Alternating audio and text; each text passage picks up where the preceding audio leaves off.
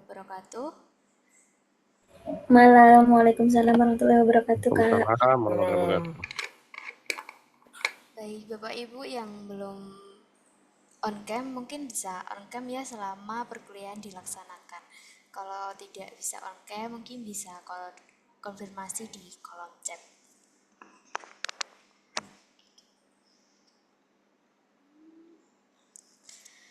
Baik, selamat datang pada malam hari ini. Kita di pertemuan ke-6 ya Pak, di mata kuliah Brand Management. Kurang satu pertemuan lagi, nanti Bapak Ibu semuanya UAS, semangat untuk UASnya. Baik, buat untuk mempersingkat waktu, karena waktunya sudah menunjukkan pukul 18.46, untuk materi pada malam hari ini saya serahkan langsung ke Pak Yaman. Monggo Pak, bisa langsung dimulai. Baik, Mbak Elisa. Saya buka dulu nih. Selamat malam Bapak Ibu sekalian. Selamat malam, Pak. Malam Pak ya, Pak. Dan Assalamualaikum warahmatullahi wabarakatuh. Waalaikumsalam warahmatullahi wabarakatuh. Ya, saya izin share screen sebentar ya Bapak Ibu ya. Sudah tampil ya slide-nya brand loyalty ya. Sudah, Pak. Sudah Pak. Baik, jadi pertemuan kita ini pertemuan yang ke-6 ya. Pertemuan ke-6, jadi nanti di minggu depan Bapak Ibu sekalian, karena kemarin saya sempat nggak masuk satu kali, jadi minggu depan nanti rencananya kita melakukan pertemuan yang terakhir terkait bab yang terakhir plus pengumpulan tugas akhir nih Bapak Ibu sekalian ya. Karena nanti di akhir sesi ini saya akan share terkait materi ataupun terkait tugas ujian akhir semesternya, dimana nanti bisa dikumpulkan di pertemuan kita di Selasa depan. Jadi selain di minggu depan selain mengumpulkan tugas, juga saya ada sedikit tambahan materi yang belum saya sampaikan terkait pengembangan brand di era digital saat ini. Seperti itu Bapak Ibu sekalian. Oke, jadi pada malam ini kita membahas brand loyalty. Yang pertama untuk pengertian. Jadi kalau pengertiannya adalah terkait brand loyalty adalah komitmen pelanggan untuk terus melakukan pembelian berulang berdasarkan pada persepsi positif dan kepercayaan terhadap merek, bukan sekedar harga yang lebih murah atau diskon. Jadi kalau kita sudah ya kondisinya, kalau memang suatu brand itu adalah indikatornya ya, kita dapat membuat brand kita itu menjadi top of mind yang pertama. Terus yang kedua, dari sisi konsumen kita bisa mendapatkan konsumen loyal atau konsumen advocate. Jadi yang benar-benar sudah pasti menggunakan produk kita akan selalu repeat terkait produk-produk kita dan tidak akan pernah lupa terkait produk kita. Dan juga yang terpenting adalah saat dia sudah tidak lupa terkait produk kita, harapannya produk kita juga dibantu untuk dipromosikan kepada rekan, entah di media sosial, entah secara word of mouth. Jadi dia membantu produk kita dikenal di segmen lain ataupun pasar yang lainnya, seperti itu. Jadi hasilnya brand loyalty adalah hubungan positif dan kepuasan yang terjalin antara pelanggan dan merek. Jadi harapannya hubungan kita dari pihak brand, misalkan di sini posisinya kita adalah brand manager, dengan konsumen kita itu hubungannya baik dan sesuai. Jadi harapannya persepsi kita terkait branding yang sudah kita bentuk dengan persepsi konsumen kita itu sudah sesuai, sehingga bisa jalan dengan baik antara perusahaan dan konsumen. Lalu tanda-tandanya, jadi tanda-tanda kalau kita sudah bisa melihat brand loyalty kita sudah diterima, itu pelanggan secara konsisten memilih merek kita di antara pilihan merek lainnya, lalu terlibat dalam interaksi dengan merek, misalnya melalui media sosial seperti saya sampaikan tadi. Dia menggunakan produk A misalkan, dia menguploadnya di media sosial, dia menyampaikan bahwasanya oh ternyata saya pakai produk ini, ataupun tanpa tersirat ya, karena kan di dunia, di era digital saat ini banyak banget brand yang melakukan endorse ataupun meng-hire pihak eksternal guna membantu produknya itu dikenal di media sosial. Nah, terkadang memang kita di saat ini sudah paham ya, oh ternyata di endorse. Nah, persepsi endorse selama ini kan berarti mereka itu dibayar untuk membantu mempromosikan produk tersebut di media sosial masing-masing. Nah, tetapi harapannya selain itu juga, itu sebenarnya kadang-kadang kita pengen ngepost suatu produk, tetapi tanpa disadari oleh konsumen bahwasanya kita melakukan promosi. Jadi gitu. Ya, misalkan saya lagi ngopi gitu ya, ngopi di di rumah misalkan, tapi di meja saya ada botolnya Starbucks. Gitu kan seperti soft branding ataupun campaign yang lebih lembut terhadap activity promosi media sosial. Meskipun kita nggak perlu nyampaikan nih, ternyata oh saya tuh pakai minum minum Starbucks nih pada pagi hari ini, saya mau minum cappuccino misalkan, terus saya menyampaikan HP saya iPhone misalkan, itu kan terkesan memang tidak natural ya. Nah, terkadang PR kita sebagai brand itu juga menjadi bagaimana kita bisa membuat campaign kita ataupun saat kita meng-hire influencer terkait membantu kita untuk branding di media sosial, itu juga menjadi PR bagaimana brand kita terkesan lebih soft dalam melakukan campaign ataupun promosi di media sosialnya. Seperti itu Bapak sekalian.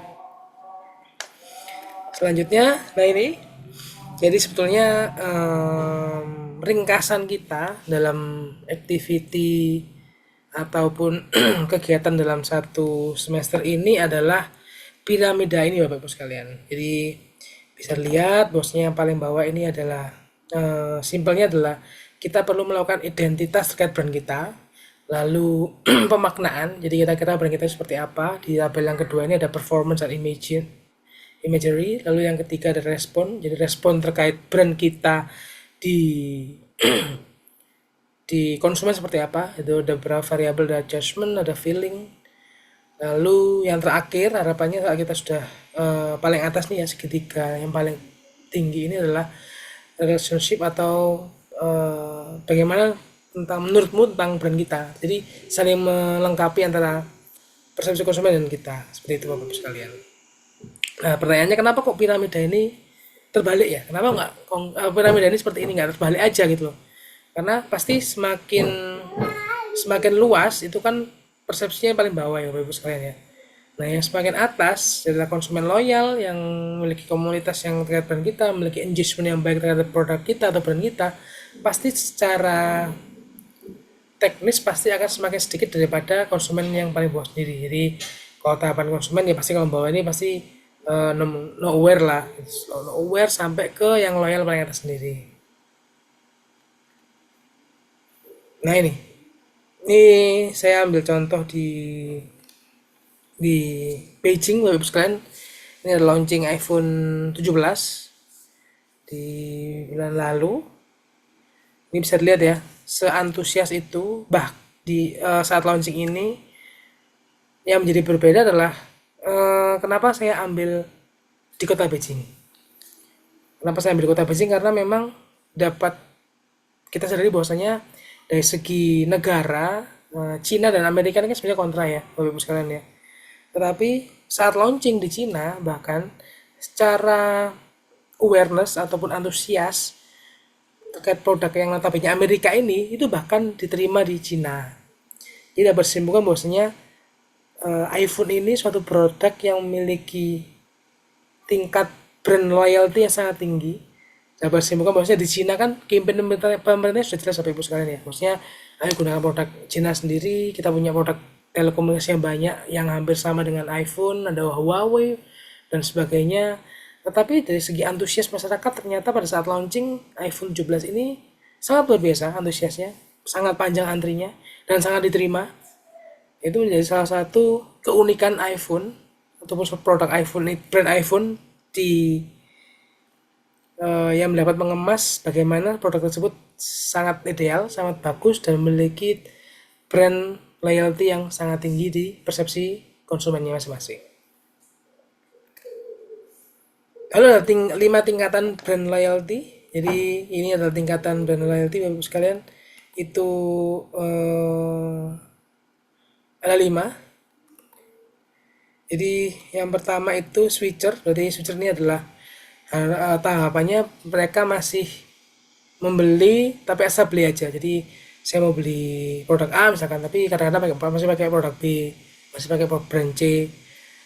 Habitual buyer berarti dia sudah terbiasa untuk melakukan pembelian, tapi karena merasa yaudah aku beli aja karena sudah terbiasa. Lalu setelah satisfied berarti dia sudah mengevaluasi kira-kira, oh ternyata aku pakai brand ini sudah oke nih. Lalu dia menjadi liking of the brand, jadi aku cocok pakai brand ini, sudah aku cocok pakai brand ini, aku nggak bakal pindah. Menentukan persepsi dan image brandnya sudah menyampai ke persepsi konsumen. Dan yang terakhir ada commit buyer, berarti yang terakhir itu adalah dia sudah komit bahwasanya pasti akan membeli produk itu. Misalkan saya mau beli air mineral gitu ya, pasti akan beli Aqua, dan saya akan merekomendasikan bahwasanya Aqua itu baik, Aqua itu oke, kayak gitu. Ini terkait 5 tingkatan brand loyalty. Nah, di sini ada Starbucks Bapak Ibu sekalian. Ini adalah member Starbucks. Mungkin saya sedikit tanya ya ke Bapak Ibu sekalian, mungkin ada yang tahu terkait member Starbucks ini dan keuntungannya apa? Jadi apa sih, kenapa sih kok Starbucks itu perlu member card? Dan kira-kira keuntungan apa sih yang ditawarkan Starbucks saat konsumennya memiliki member Starbucks ini? Jadi mungkin Bu Erna, Pak Kiki, Pak Dani, Bu Anti kira-kira, atau Bapak Ibu yang lain, ada yang bisa membantu saya nih menjelaskan terkait member Starbucks ini. Kenapa sih brand besar tuh harus punya loyalty card atau member card?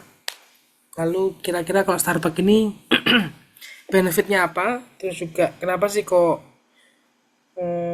harus Starbucks yang saya tampilkan di salah satu case member card di awal pertemuan kita ini, awal presentasi saya ini?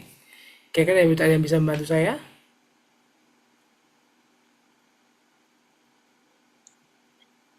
Pak, Ya, Bu Erna, mari Bu. hmm, kalau member Starbucks saya sih nggak punya karena saya memang belum mengkonsumsi Starbucks ya. Tapi kalau untuk member apapun jenisnya mau dimanapun ya, itu mungkin punya keuntungan dia bisa tukar poin. Tukar poin, kalau saya sih contohnya yang lebih yang saya pakai itu di Alfa deh ya, Pak, ya. Karena saya nggak ada Starbucks, jadi saya juga nggak tahu nih menjelaskannya. Tapi kalau di Alfa sendiri itu dia ada poin. Nah, poin itu nanti bisa dipotong dari pembelanjaan berikutnya, seperti itu. Terus, ada juga misalnya pembelanjaan berapa nanti dapat apa. Jadi memang tiap member di tempat lain seperti itu. Tapi kalau Starbucks, kalau saya cek di Google itu, dia itu dapat 1 star setiap kali transaksi 5.000. Nah, nanti dapat welcome bonus 25 star, minuman gratis. Itu dia. Kalau saya cek di Google ya Pak ya, karena saya sendiri nggak tahu sih untuk Starbucks itu. Mungkin teman-teman yang lain yang sudah punya bisa menjelaskan Pak. Itu aja. Terima kasih. Siap Bu Erna, terima kasih sharingnya. Mungkin ada dari Bapak Ibu yang lain bisa sharing lah. Mungkin ada yang pernah memiliki member Starbucks ini, atau ada Izin ya discuss Pak. lain. Boleh, boleh Bu Anti. Saya juga belum nggak punya sih Pak Starbucks member gitu, tapi saya ada member lain kayak misalnya body shop gitu ya, atau ada kayak klinik klinik kecantikan gitu. Nah biasanya itu rewardnya tuh kayak dapat diskon khusus saat ulang tahun kayak gitu sih Pak. Terus mungkin ada bisa ngumpulin poin, nanti bisa ditukar seharga berapa rupiah. Kayak gitu sih Pak kalau yang saya punya dari body shop. Itu aja sih Pak, makasih. Baik Bu Wanti, terima kasih. Jadi ya sebetulnya bersama mungkin ya. Jadi secara teknis terkait member ataupun loyalty card itu hampir semua brand memiliki, juga memiliki teknis yang bermacam-macam, benefit yang bermacam-macam, berbeda-beda juga.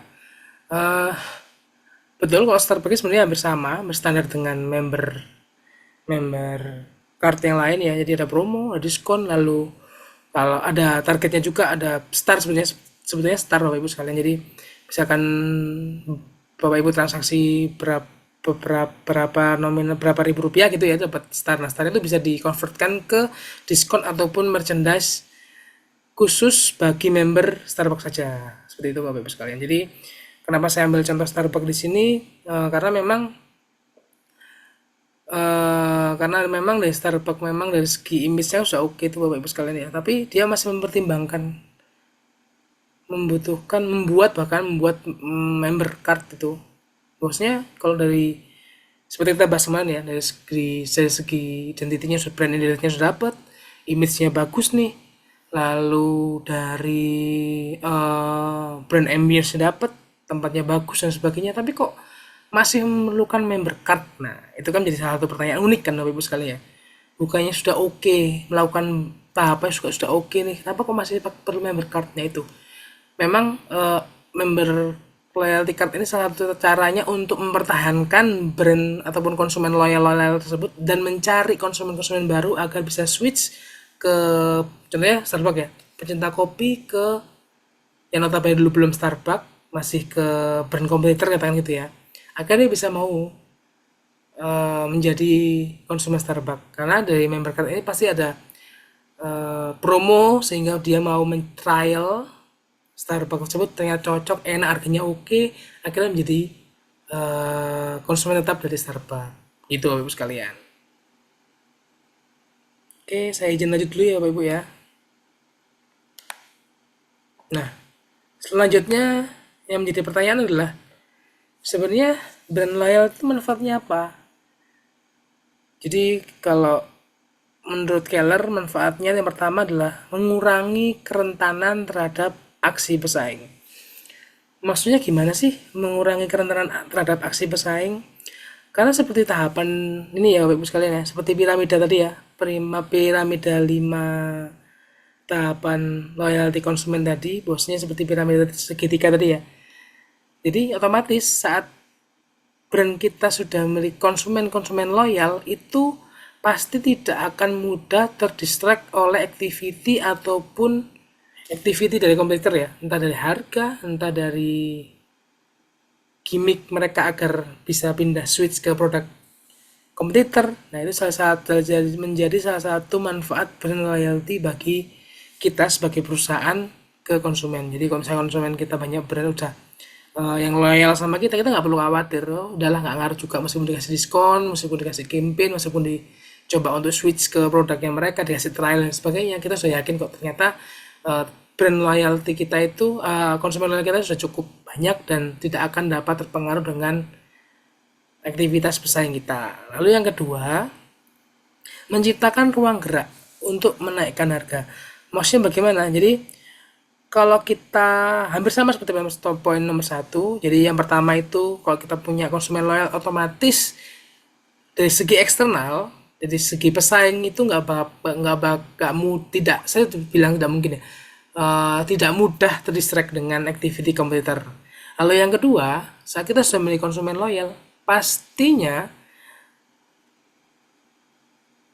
dia akan lebih struggle terkait harga. Kenapa saya bisa bilang seperti itu? Seperti saya bilang di awal ya, presentasi awal, kita sudah melakukan riset pasar terkait brand kita, lalu kita tahu kira-kira segmennya ke siapa, harganya itu berapa, dibuat premium, medium atau low, lalu kira-kira targetnya siapa. Setelah itu kita bisa membuat kesimpulan bahwasanya ternyata brand kita tuh, misalnya contohnya adalah brand premium gitu ya, harganya sudah oke, mahal, image-nya bagus. Nah, saat kita sudah memiliki konsumen loyal, saat kita menaikkan harga, itu nggak bakal rontok Pak. Maksudnya rontok Bapak Ibu, rontok itu maksudnya bakal switch ke produk kompetitor lain. Jadi Dari segi ketahanan, kalau kita sudah memiliki konsumen loyal, pastinya dia nggak akan mudah terpengaruh terkait promosi, lalu activity, kalau yang pertama itu activity, lalu yang kedua adalah, yang ketiga adalah harga. Jadi saat harga kita sudah naik, itu mereka nggak bakal pindah ke produk yang lain. Lalu yang ketiga, mengurangi biaya pemasaran. Jadi saat kita sudah memiliki konsumen loyal, pastinya setidaknya dia minimal pasti akan merekomendasikan melalui mulut ke teman-teman ataupun yang paling kecil adalah ke rumah, di dalam rumah, atau ke saudara, ke tetangga. Contohnya misalkan, mending pakai ini loh, saya pakai sabun A misalkan, ternyata lo harganya oke kok, itu juga lebih nyaman digunakan. Terus juga misalkan kita membuat endorsement di artis ya, itu dipakai sama Nagita Slavina tuh sabunnya. Jadi Mbak Nagita aja kayak gitu, pasti ya saya juga bisa seperti beliau kayak gitu Bapak Ibu sekalian. Jadi pas sedikit banyak akan mengurangi biaya pemasaran kalau kita sudah memiliki konsumen loyal yang banyak. Lalu yang keempat, kita bisa mengevaluasi karyawan terbaik. Jadi setelah kita sudah tahu kita memiliki konsumen brand loyalty, otomatis kan kalau brand loyalty kita sudah naik tuh pasti sudah banyak, itu pasti ngaruhnya ke omset dari sekali ya. Jadi misalkan suatu daerah gitu ya, kita ngomong kota Jakarta gitu ataupun Bandung dan sekitarnya, kalau logikanya adalah saat banyak konsumen loyal di suatu daerah, pasti kan otomatis omsetnya pasti akan lebih besar daripada daerah yang notabene konsumen loyalnya lebih sedikit. Sehingga saat kita sudah mengetahui itu, simpelnya adalah berarti kalau omsetnya itu baik, konsumen loyal tinggi, otomatis berarti kinerja karyawan kita sudah tepat. Jadi itu menjadi salah satu manfaat brand loyalty bagi kita sebagai pelaku usaha untuk melakukan evaluasi di perusahaan kita masing-masing, di perusahaan kita, seperti itu Bapak Ibu sekalian.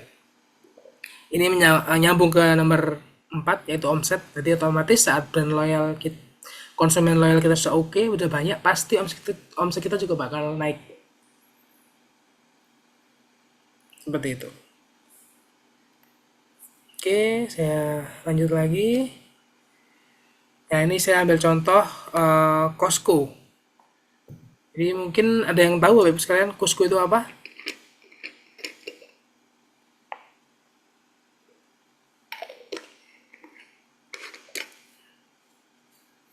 Jadi Costco itu hampir sama kayak hypermart atau swalayan lengkap, tapi posisinya di Amerika. Nah, kenapa saya ambil case tadi Costco ini? Costco ini adalah unik ya. Kenapa kok unik? Costco itu melakukan activity yang berbeda terkait member card-nya. Maksudnya gimana Pak? Nah, Costco dia memberanikan diri kalau orang mau masuk dan mau belanja di Costco, dia harus menjadi member Costco terlebih dahulu.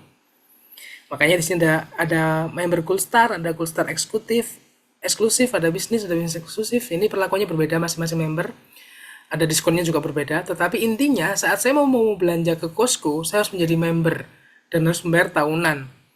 Nah, otomatis saat dia sudah melakukan campaign itu, jadi manfaat jadi member ini banyak Ibu sekalian. Saya ulang dulu, manfaat jadi member ini banyak. Yang pertama, dia mendapat harga khusus, akses semua lini tempat belanja dia bisa masuki. Lalu yang ketiga, dia selalu bisa mendapatkan diskon lebih dibandingkan dengan klasifikasi member yang berbeda ya.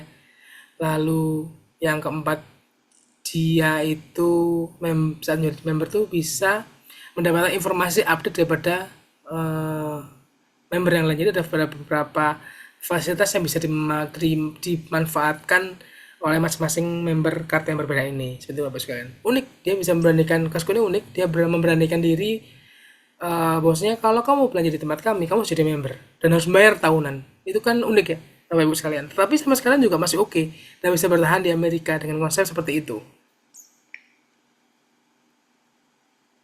Oke, saya lanjut. Lalu pertanyaan selanjutnya, sudah tahu manfaat, sudah tahu case study tadi. Pertanyaan selanjutnya adalah, gimana sih cara meningkatkan loyalty merek ataupun brand loyalty itu? Tahapannya bagaimana? Tahapannya apa aja? Izin minum Bapak sekalian. Itu tahapannya jelas.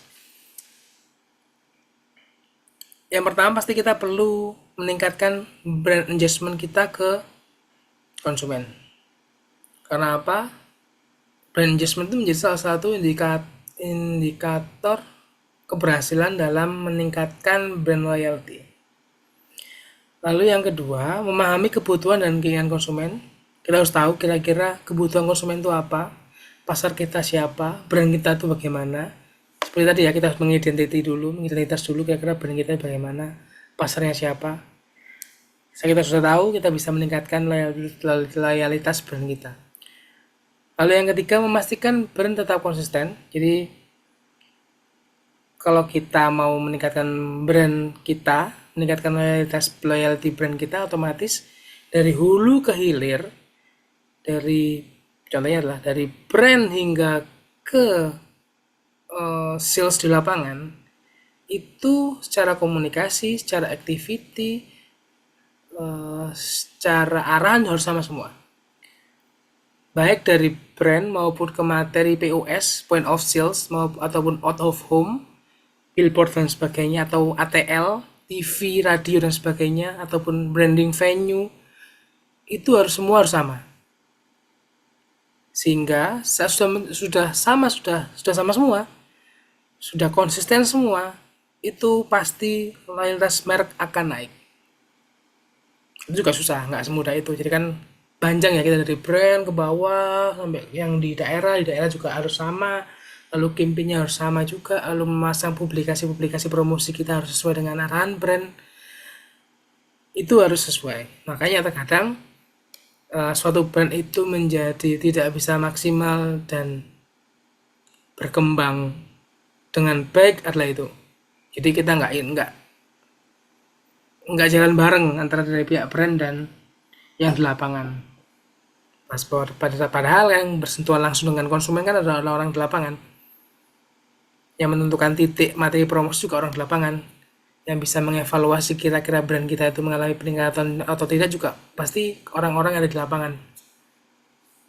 Itu memang terkadang menjadi PR brand adalah kita harus bisa melihat besarannya dulu, tapi kita bisa menyampaikan, mendeliverinya ke bawah harus juga lebih gampang, lebih mudah terima, sehingga kondisi yang di lapangan juga nggak bingung. Lalu yang keempat, membuat label atau logo yang menarik. Jelas, produk kita harus menarik, kita harus memiliki logo dan label ataupun campaign ataupun tagline ataupun packaging. Jadi ya intinya produk itu harus beda, harus menarik, harus bagus, harus beda, sehingga bisa meningkatkan loyalitas merek kita. Karena kalau brand kita nggak beda, terus juga kurang menarik packagingnya, sebagus-bagus kita bangun brand image, membangun brand, tapi kalau memang kondisinya tidak memungkinkan, itu pasti akan tidak bisa menghasilkan konsumen loyal yang tinggi. Lalu yang keempat, kita juga mengenalkan brand value. Jadi brand value kita tuh apa, kelebihan brand kita tuh apa sih daripada brand yang lain. Lalu juga dengan cara tersebut kita bisa membuat brand kita menjadi beda. Bisa menjadi beda, otomatis secara persepsi kita lebih diterima di persepsi konsumen. Itu sebenarnya sekalian. Lalu yang terakhir, membawa konsumen untuk terus-menerus membeli, ya jelas. Jadi harapannya ya konsumen akan terus membeli terus, sehingga yang awal notabene itu masih yang awal ya, tahapan tadi masih tahap yang paling bawah, yang masih switching, masih coba-coba, masih trial, lalu naik hingga sampai yang paling atas. Jadi konsumen yang sudah tetap konsumen loyal kita.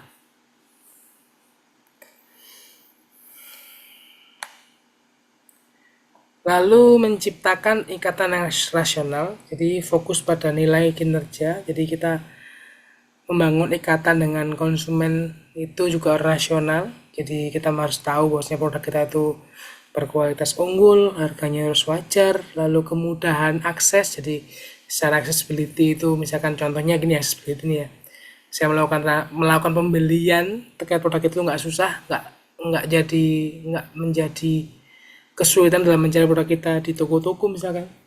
Kalau toko buku misalkan di Gramedia itu ada, di toko-toko yang lainnya juga ada, sehingga konsumen itu tidak susah dalam mencari akses untuk melakukan transaksi. Dan yang terakhir adalah deliver to basic, jadi kita menyampaikan bahwasanya produk kita tuh oke, kita misalkan produknya sudah lama, kita menyampaikan bahwa produk kita tuh sudah senior dan terima di masyarakat sudah cukup lama, dan mengangkat misalkan konsep heritage atau klasik, sehingga ikatan emosional atau rasional itu bisa diterima di konsumen. Nah, ini ada case tadi, saya ambil ini adalah logo Honda dan Toyota. Mungkin ada di Bapak Ibu sekalian, kira-kira kalau Honda dan Toyota ini yang menjadi, kenapa sih Honda dan Toyota ini selalu menjadi pilihan dan memiliki konsumen tetap ataupun loyal dibandingkan dengan mobil-mobil yang lain? Mungkin ada yang bisa kita diskusi Bapak Ibu sekalian.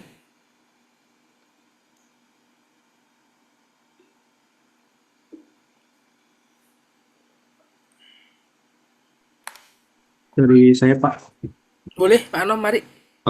untuk Toyota sih ya, dia yang membuat, kalau menurut saya ya, yang membuat pelanggannya loyal itu karena yang berawal dari kualitas produknya ya. Kualitas produknya emang dia awet,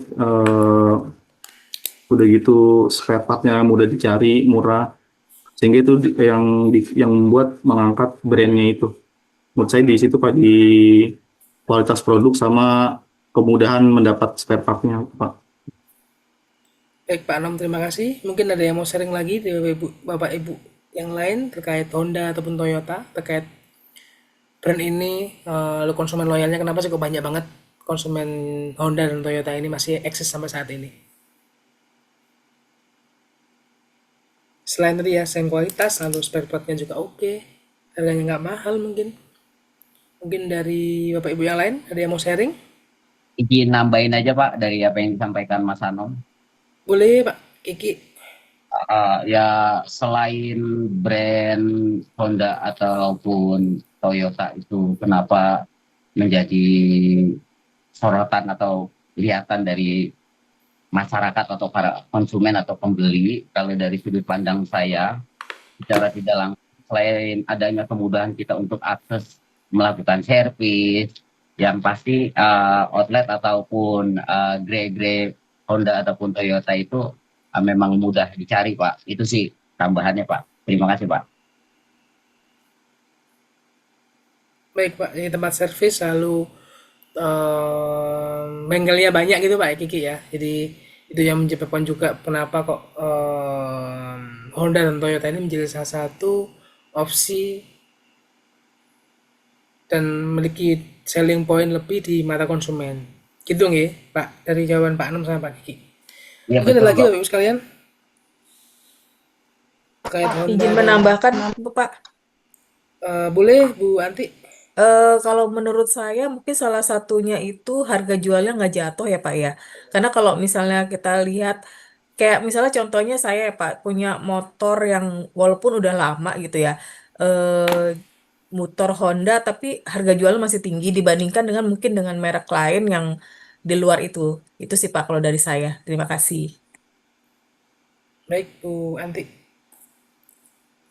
Iya, jadi nah betul yang disampaikan Pak Anom, Pak Kiki, dan Bu Anti. Jadi memang kenapa sih Honda dan Toyota ini masih menjadi salah satu, bahkan di Indonesia ya, di Indonesia menjadi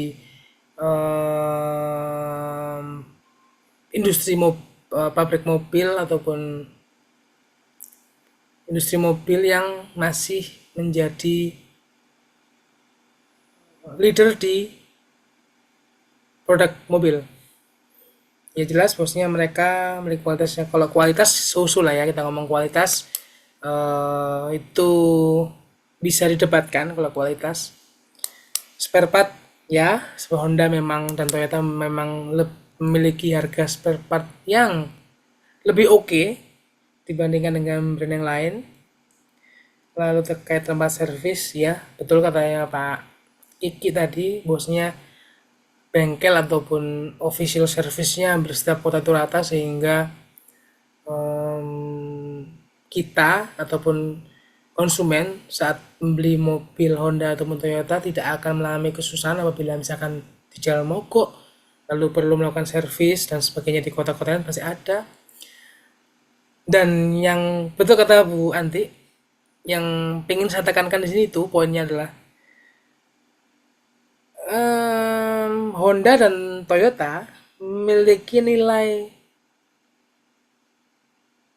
jual bekasnya itu masih stabil dibandingkan dengan produk yang lain, khususnya di Indonesia. Kenapa kok rata-rata itu pasti kan, kenapa sih kau beli mobil Toyota? Soalnya ngedolnya, ini beda jauh Bu ya, ngedolnya gampang, reganya stabil, jualnya itu mudah, terus juga harganya stabil dibanding dengan produk yang lain. Nah itu menjadi salah satu persepsi konsumen yang tidak bisa dipatahkan dibandingkan dengan produk yang lain. Jadi secara loyalty itu sudah menjadi brand yang unik gitu loh. Dia nggak ngomong produknya loh. Dia nggak ngomong kalau persepsi kita ya, nggak ngomong kalau Honda itu ya bagus. Tapi kalau misalnya ngomong Mercy, Mas Mercy juga bagus. BMW juga bagus, meskipun beda kelas ya. Tapi yang menjadi unik di Indonesia ini adalah ngedolnya gampang nah itu. Ngedol Avanza itu gampang daripada ngedol yang lain misalnya gitu ya, ke Toyota. Kalau Honda itu harganya oke, jualannya juga pasti harganya juga akan lebih stabil dibandingkan dengan mobil yang lain. Nah, itu menjadi salah satu persepsi di Indonesia yang unik. Makanya saya ambil case ini adalah case Honda dan Toyota ini persepsi itu unik. Jadi ciri khas yang terkadang memang nggak bisa ditiru sama brand lain.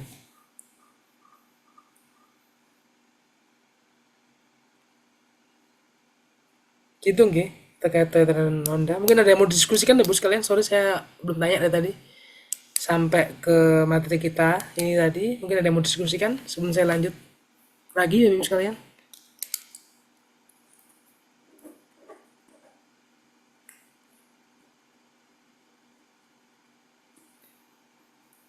Ya, kalau dari saya Pak Yatna, Mari Pak Dani. ya terkait dengan Toyota dan Honda ini yang tadi disampaikan oleh Pak Siti, Parti, dan Pak Anom ini kan area lokasinya di Asia ya Pak. Tapi kalau misalkan di Eropa itu gimana ya Pak terkait dengan Honda dan Toyota ini pasarnya gitu? Iya Pak Dani. Jadi memang kalau kondisi pasar ya, memang tadi kan saya bilang kalau yang menjadi beda di Indonesia terkait Toyota dan Honda ini adalah dia bisa membuat persepsi ya selain tadi ya, selain variabel-variabel ataupun indikator-indikator yang disampaikan oleh Pak Kiki, Pak Anom, lalu Bu Anti, memang menjadi salah satu selling point campaign yang menarik adalah persepsi konsumen, persepsi masyarakat Indonesia terkait harga jual tadi. Nah, gimana sih kalau kondisinya di luar negeri, Honda dan Toyota? Kalau memang di Amerika sama di Eropa, itu memang masih kalah ya. Kalau kita ngomong dibandingkan dengan brand lokal mereka gitu loh.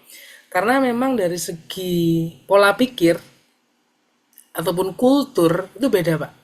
Saya pernah baca ini kondisi Toyota dan Honda dan beberapa merek Amerika karena kan dan Eropa karena mungkin Bapak Ibu pernah dengar bahwasanya kalau Amerika itu adalah American Hustle. Jadi mobilnya itu kenceng-kenceng. Mobilnya kenceng-kenceng. Jadi susunya gede terus mobilnya besar. Itu budayanya di Amerika seperti itu. Lalu kalau Eropa ya BMW kayak Mercy Pak, mewah, kokoh, harganya mahal. Nah itu persepsi yang ada di sana. Pertanyaannya di Indonesia bagaimana, di Asia bagaimana?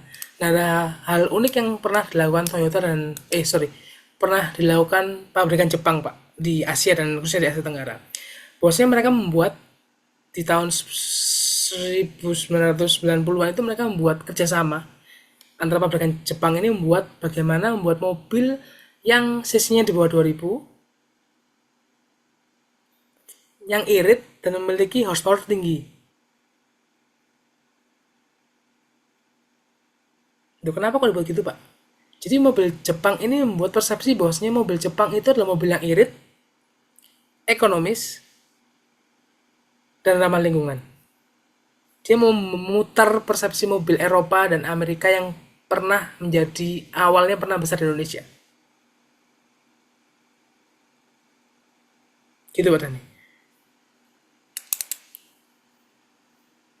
Oke, terima kasih, Pak. Siap Pak Dani.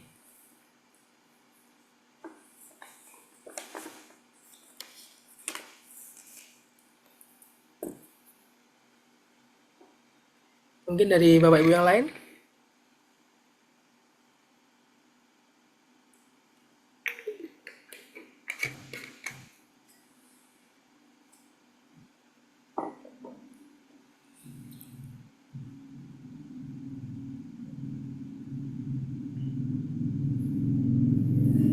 Oke, kalau nggak ada saya izin lanjut dulu ya Bapak Ibu sekalian ya.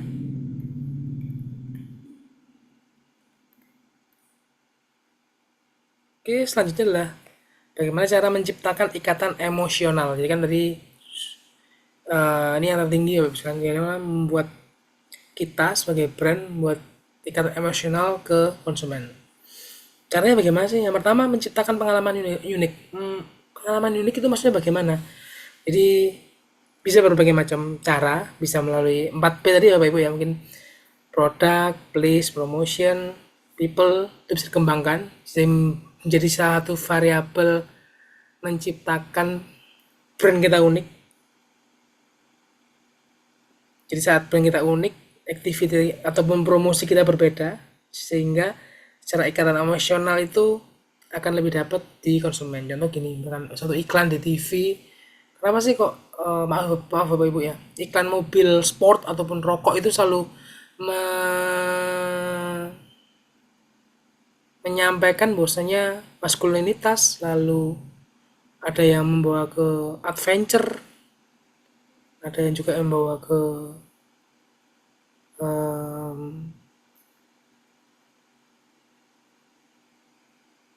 meningkatkan perasaan yang menggebu-gebu.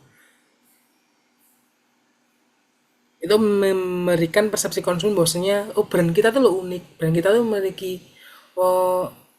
ada laki-laki misalkan yang memberani, yang maco. Nah, itu membuat persepsi yang berbeda di konsumen.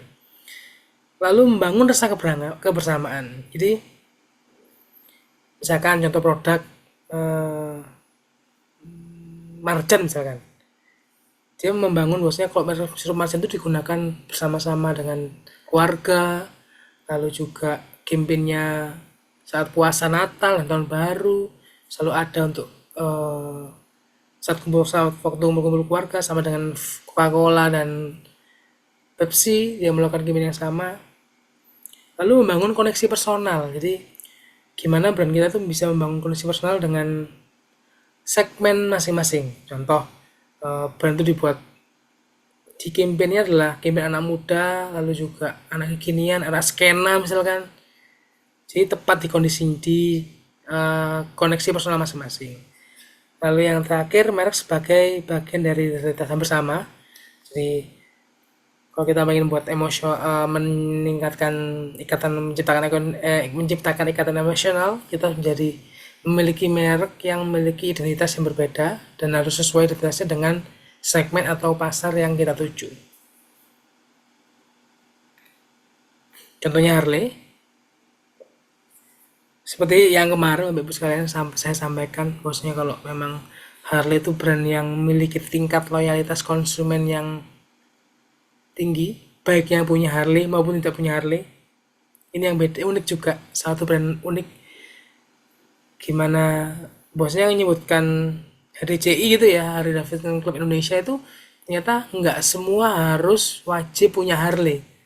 Tapi orang yang suka Harley pun boleh ikut di sana, boleh join ke komunitas itu, boleh memakai atribut-atribut yang ada logo HDCI-nya. Sedangkan kalau brand lain itu kadang memang terkesan eksklusif, nggak bisa kamu pakai baju komunitas ini misalkan, karena memang kamu harus masuk komunitas ini, harus punya produk, harus memakai produk ini, harus mengerti produk ini, harus misalkan harus memakai berapa tahun produk ini. Nah, itu yang berbeda. Harley menjadi salah satu brand yang memiliki tingkat loyalitas konsumen yang tinggi, brand loyalty-nya besar, baik yang punya maupun tidak punya Harley. Itu salah satu keunikan dari Harley Davidson.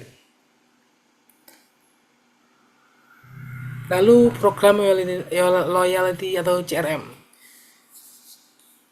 Harapannya dengan program loyalty seperti tadi ya, ada member card, ada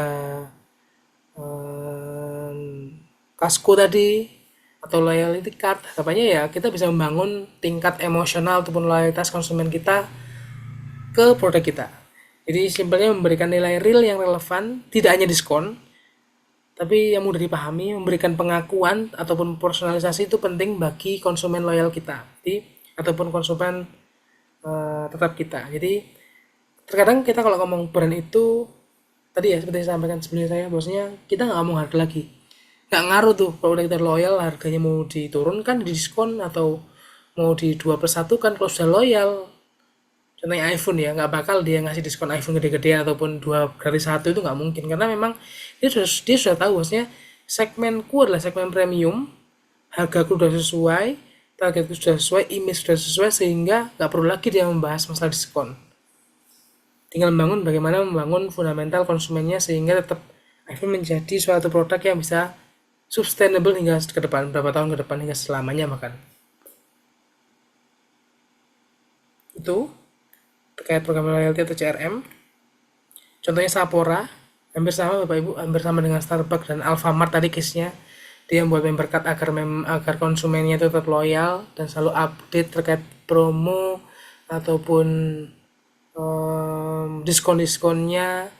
Lalu yang menjadi berbeda Sephora ini adalah saat kamu Bapak Ibu sudah menjadi member, dia bisa mendapatkan fasilitas yang berbeda daripada konsumen yang non member dan member yang belum memiliki poin besar ataupun poin di bawahnya. Itu Sephora.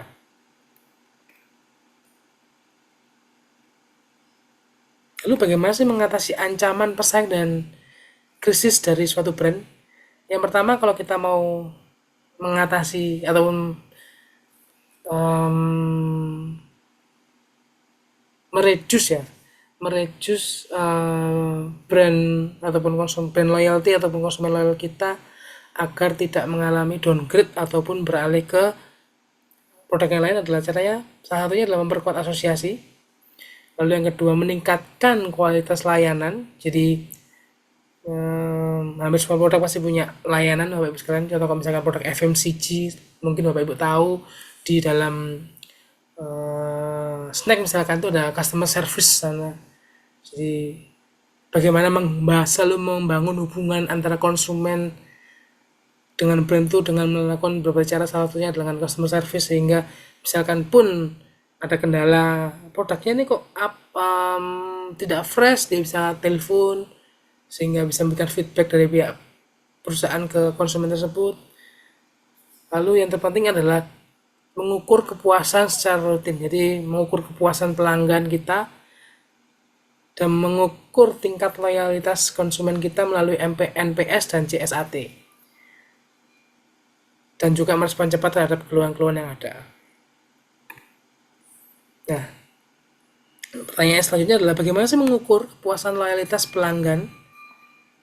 Itu gimana caranya? Jadi ini ada yang pertama Net Promoter Score atau NPS. Ini bisa dilakukan, itu promotor ya, bisa karyawan, bisa aplikasi yang langsung bersentuhan langsung dengan konsumen. Kalau di Alfamart tuh ada tuh, di Indomaret ada saya tahunya di Alfamart sih ada layar yang bagaimana tingkat kepuasan Anda ya atau tidak dengan puas pelayanan hari ini. Itu salah satu cara untuk mengukur tingkat loyalitas konsumen kita.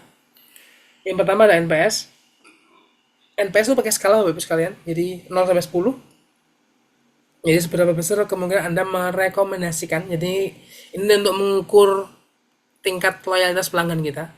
Jadi seberapa besar kemungkinan Anda merekomendasikan merek, produk, atau layanan kita kepada teman atau kolega. Nah ini saya kira sudah dapat feedbacknya. Lalu rumusnya ini Bapak Ibu sekalian ada NPS sama dengan persentase promotor dikurangi detektor. Jadi kalau NPS ini ada 3 Bapak Ibu sekalian. Jadi kalau nilainya 1 sampai 1 sampai 4 itu masuknya detektor, lalu 5 sampai 7 itu masuknya netral, dan 8 sampai 10 itu masuknya promotor. Jadi dari kita bisa lihat misalkan jumlah promotor kita berapa sih? Misalkan dari 10 orang, ternyata promotor kita itu ada 7 dan netral kita ada 3, tinggal dikurangi aja, berarti NPS kita adalah 70%. Jadi dari 10 konsumen kita, 70%-nya adalah konsumen loyal kita. Seperti itu Bapak Ibu sekalian. Lalu kalau misalnya ternyata banyak detektornya Pak, ya berarti dapat simpulkan bahwasanya brand kita ini masih perlu adanya maintain ataupun perbaikan terkait activity ataupun peningkatan tahapan konsumennya agar memperbanyak jumlah konsumen loyal kita. Lalu yang kedua, ada Customer Satisfaction Score atau CSAT. Ini beda. Kalau tadi kita mengukur layanan, kalau yang ini CSAT ini mengukur kepuasan langsung. Jadi pelanggan terhadap interaksi ataupun transaksi spesifik yang baru saja terjadi. Ini rumusnya adalah CSAT dari jumlah responden yang menyatakan respon puas atau skor tertinggi dibagi total respondennya berapa dikasih 100%. Biasanya dari kalau Bapak Ibu mungkin pernah telepon di Halo BCA atau Telkomsel, mau kita menyampaikan kendala kita terkait m-banking misalnya di BCA ataupun terkait Telkomsel ataupun di Grapari, bahkan itu mesti mereka selalu ada feedback. Ini saya rekam Bapak Ibu ya percakapan kita pada hari ini, lalu tolong bisa dikasih bintang 5 katakan di ending telepon, tolong Bapak Ibu ya diberikan bintang 5 terkait hasil penyampaian saya terkait kendala dari Bapak Ibu sekalian misalnya gitu. Itu menjadi salah satu cara untuk mengukur tingkat kepuasan langsung suatu produk kita di mata konsumen.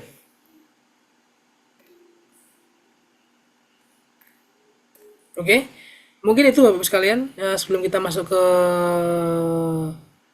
bagian diskusi, sebelumnya mungkin ada yang mau tanyakan Bapak Ibu terkait materi kita pada malam hari ini, terkait brand loyalty. Bapak boleh izin tanya nggak Pak? Boleh Pak Kiki, gimana Pak Kiki? Bapak tadi boleh tolong ke slide nomor 7 deh Pak. Slide 7 itu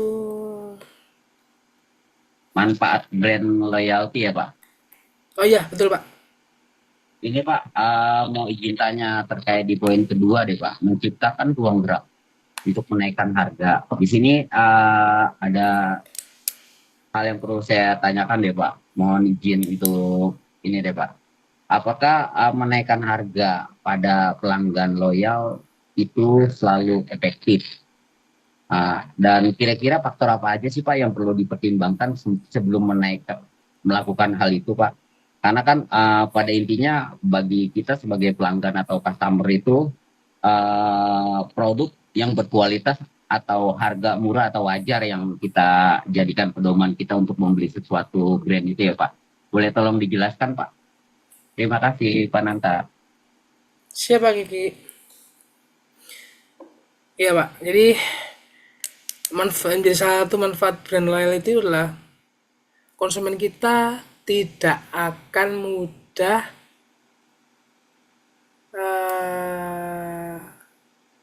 luntur ataupun beralih karena harga.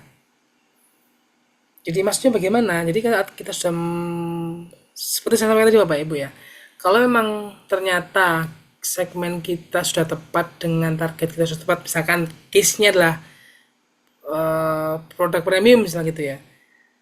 Jadi pasti kalau memang targetnya sudah tepat, segmen sudah tepat, pasti kalau misalnya pun kita menaikkan harga, itu nggak akan menjadi kendala bagi konsumen kita. Tetapi menaikkan harga itu tidak semena-mena tiba-tiba, oh ternyata kita sudah punya konsumen loyal, segmen sudah tepat, harga kita sudah oke, perlulah kita menaikkan harga sehingga cuan kita tambah gede misalnya gitu ya, atau pendapatan perusahaan kita tambah gede. Tidak sesimpel itu. Tetapi setidaknya dengan mengetahui ataupun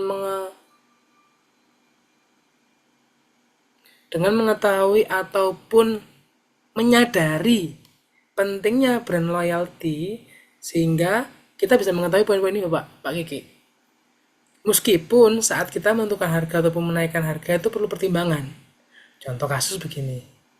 Oh, ternyata kita sudah menjadi market leader nih di suatu produk A misalkan gitu. Kita sudah pede nih, harga kita sudah oke, segmen kita sudah pas, brand loyalty kita sudah oke, omset kan sudah mendominasi, otomatis kan tingkat konsumen loyal itu sudah banyak. Tetapi jangan lupa, kita punya pesaing. Pesaing kita nunggu nih gitu loh. Dia mencari celah bagaimana sih men-switch konsumen kita dengan konsumennya dia. Bukan men-switch ya, mengambil konsumen kita mengambil konsumen kita. Nah, itu menjadi salah satu indikatornya adalah dari harga. Kalau kita salah menentukan harga ataupun membuat kebijakan terkait kenaikan harga, itu jadi bumerang juga buat kita. Jadi jangan sampai tanpa research yang jelas, ternyata malah blunder bagi brand. Meskipun notabene brand loyalty itu memiliki manfaat menciptakan konsumen yang lebih struggle terkait harga. Tapi bukan berarti saat kita sudah mengetahui, oh ternyata konsumen loyal itu sebesar, udah banyak, kita bisa semena-mena meningkatkan dan menurunkan harga. Itu akan menjadi salah satu faktor ataupun indikator yang menyebabkan konsumen dan produk dan brand kita mengalami masalah. Gitu Pak Kiki. Baik Pak Nanta, terima kasih penjelasannya ya Pak. Siap Pak Kiki. Terima kasih kembali.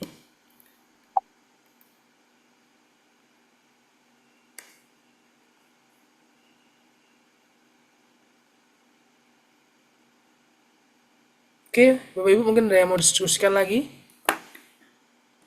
Ada yang mau ditanyakan lagi? Maaf. Pak Nanta izin bertanya, Pak. Boleh, Bu Futriani, mari. Di slide tadi ya, Pak, yang ditanyakan sama Pak Kiki. Ya, Bu. Slide 7 ya. Iya, betul, Pak.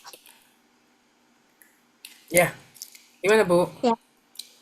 Pak, kalau melihat berbagai manfaat dari brand loyalitas seperti berkurangnya kerentanan terhadap pesaing, biaya pemasaran yang lebih rendah sampai omset yang meningkat, strategi apa sih yang paling efektif dilakukan perusahaan di tahap awal untuk mulai membangun loyalitas pelanggan, terutama jika perusahaan tersebut masih baru dan belum punya kekuatan merek yang besar gitu, Pak?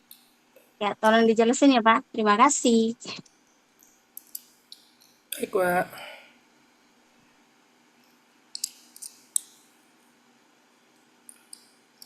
Jadi, kalau awal ya, ini Iya, sharing ya betul, Ibu ya, Pak. mungkin ya, ini sharing Bapak Ibu sekalian. Misalkan ada mau tambahan, atau mau nyanggah, enggak apa-apa, kita sharing aja.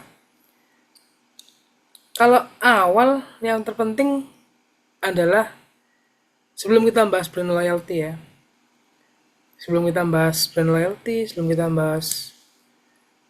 manfaat dari brand loyalty, yang terpenting adalah kita harus tahu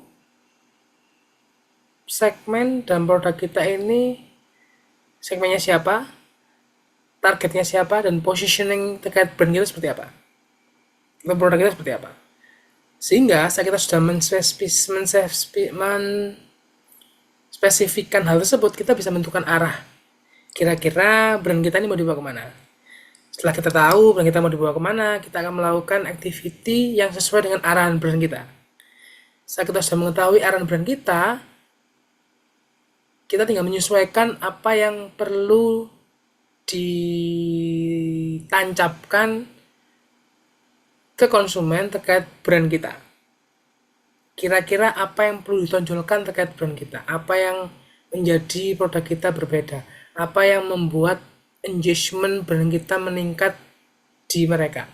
Lalu yang terakhir, apa yang membuat meningkatkan loyalty konsumen kita menjadi top of loyalty. Gitu Bu Futriani. Jadi tahapan awal kita nggak bisa tiba-tiba gimana kita meningkatkan brand loyalty kita, bagaimana kita mendapatkan konsumen loyal kita yang besar. Jadi ibarat katakan seperti eh, piramida ini Bapak Ibu sekalian. Jadi yang awal pasti kan ya kita harapannya kan yang paling atas ya otomatis ya loyal semua nih konsumen kita nih. Jadi tanpa mikir, tanpa tanpa harus memperhitungkan segala sesuatunya tiba-tiba beli dan juga merekomendasikan. Kan harapan kita sebagai brand kan itu atau perusahaan itu. Jadi konsumennya itu banyak yang seperti itu. Cuma kan notabene kan kita nggak bisa membuat brand kita seperti itu.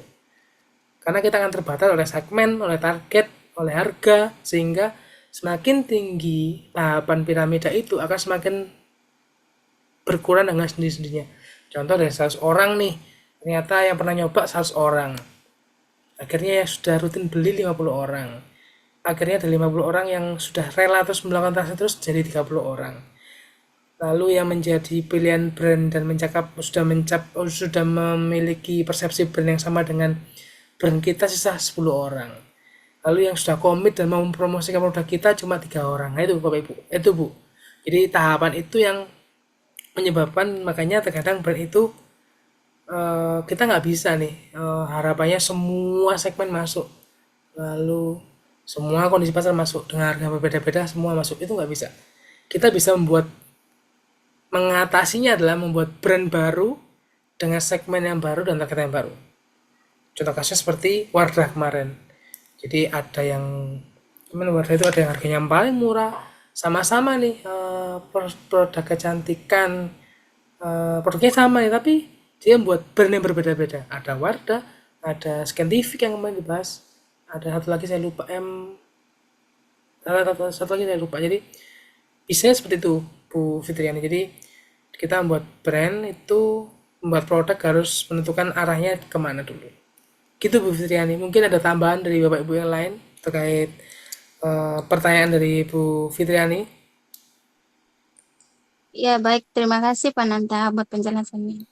Siap Bu, terima kasih kembali.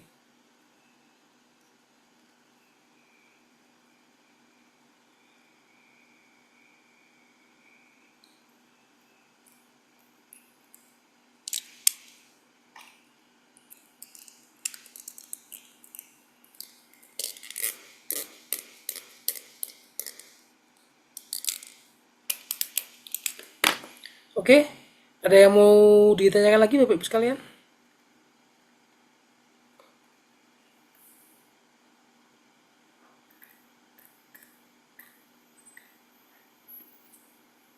Sebelum saya masuk ke step diskusi, ke slide diskusi.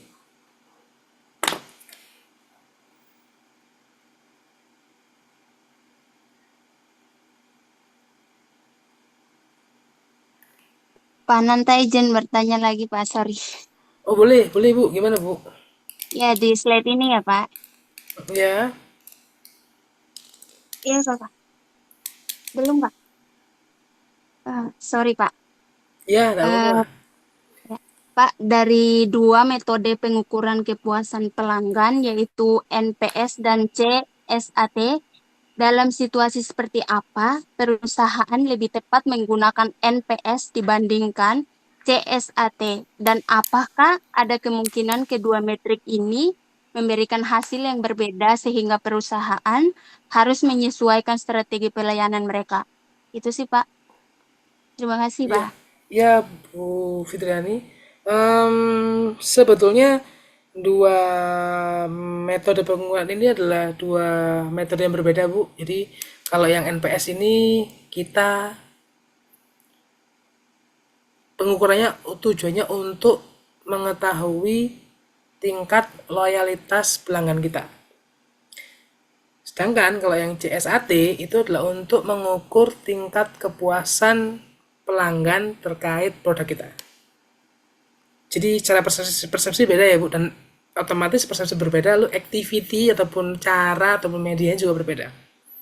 Jadi kalau yang bawah kita pengen tahu kepuasan langsung seperti yang saya sampaikan tadi ya, saat Bapak Ibu telepon di Halo BCA misalkan menyampaikan kendala terkait ATM ataupun ATM-nya ada trouble dan sebagainya, dia pasti di endingnya akan menyampaikan bahwasanya misalkan di SMS oleh pihak BCA atau pihak Telkomsel, tolong menyampaikan dengan poin nilai 5 ya Bapak untuk meningkatkan tingkat kepuasan pelayanan saya misalkan seperti itu.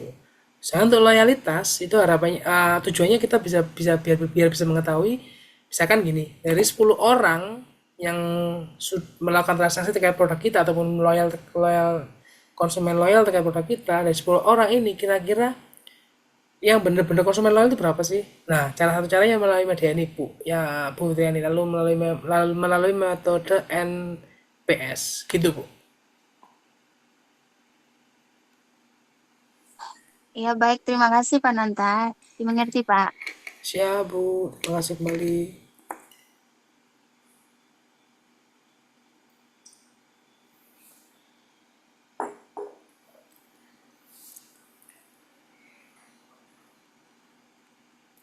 Oke, kalau nggak ada mungkin saya melanjut ke bagian diskusi, gitu, Bapak Ibu sekalian ya. Ini ada dua hal yang menarik. Beberapa waktu lalu saya pada waktu membuat materi presentasi ini adalah yang timbul menjadi pertanyaan saya. Yang pertama adalah bagaimana AI mempengaruhi pengukuran dan pembangunan brand loyalty ke depannya. Kalau menurut Bapak Ibu sekalian bagaimana? Mungkin bisa kita diskusikan pada malam hari ini. Lalu yang kedua, kira-kira brand loyalty dan produk loyalty itu beda nggak sih? Atau sama?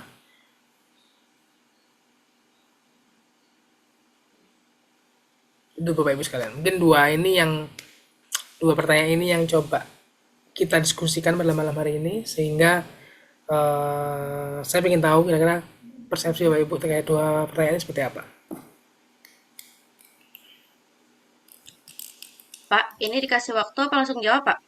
Terserah, kalau mau langsung jawab nggak apa-apa. Ini hanya diskusi sih Bu, nggak apa-apa kalau misalkan saya tiba-tiba saat membaca pertanyaan dari Pak Yatnantai tiba-tiba udah nyantol nih, langsung kita ngobrol aja nggak apa-apa.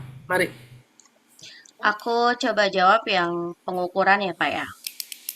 Boleh. Kalau pengukuran itu saya jawabnya dari data yang digunakan. Kalau sebelum AI, ini saya membandingkan sebelum dan setelah AI ya, Pak. Ya Kalau Bu. sebelum AI, data yang digunakan itu kayak hasil survei langsung, terus angka penjualan, observasi pasar langsung. Dan metode-metode yang tadi kan masih manual ya, Pak. Jadi tidak menggambarkan perilaku aktual pelanggannya itu seperti apa. Itu sebelum AI. Nah, setelah jadi AI, kita itu ada data perilaku riwayat pencarian. Nah, misalnya durasi kunjungan di situs atau interaksi di media sosial, emotion, terus suara atau komentar-komentar, kan kelihatan itu bahasa-bahasa di komentar dan ulasan itu kan, Pak. Nah, hasilnya itu gambarannya lebih nyata dan mendalam. Kalau dari segi pengukuran dari data, itu menurut saya, Pak. Tuh, makasih, Pak. Siap Bu Erna. Pak, izin jawab yang nomor 2, Pak. Boleh Bu Sulfiani. Apa beda brand loyalty dan produk loyalty? Kalau menurut saya itu brand loyalty merupakan kesetiaan seorang pelanggan terhadap merek secara keseluruhan yang dijual oleh perusahaan tersebut karena kepercayaan atau hubungan emosional ya Pak. Dan untuk produk loyalty sendiri itu merupakan kesetiaan pelanggan terhadap produk tertentu dari merek yang mereka suka tuh karena kualitas dan juga fungsinya. Kayak seperti contoh, misalnya kayak di produk Apple, ada konsumen yang memang dia suka dengan produk-produk dari Apple apapun itu bentuknya, entah iPad atau iPhone-nya sendiri atau handphonenya sendiri. Tapi ada juga customer yang suka atau hanya setia sama iPhone itu saja. Jadi dia nggak punya produk lain selain iPhone itu sendiri. Itu sih Pak. Terima kasih. Iya Bu, siap.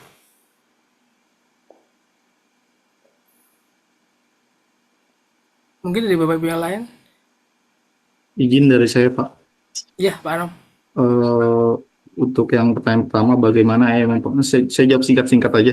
Boleh, nggak apa-apa. AI mempengaruhi pengukuran dan pembangunan brand loyalty ke depan.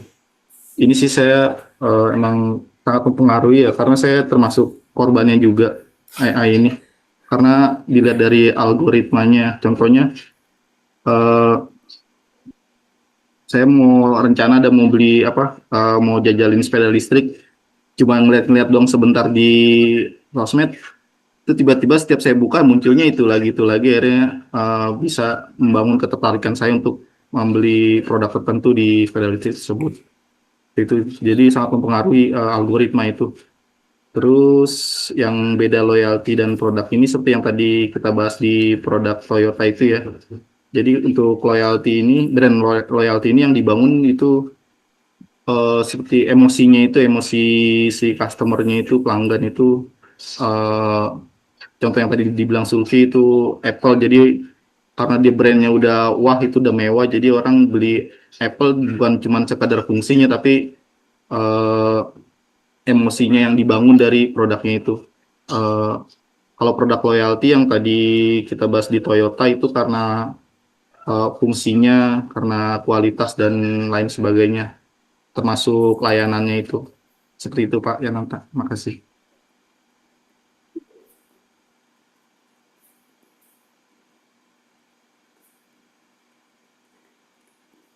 Baik Pak Anam, terima kasih. Mungkin ada dari Bapak Ibu yang lain?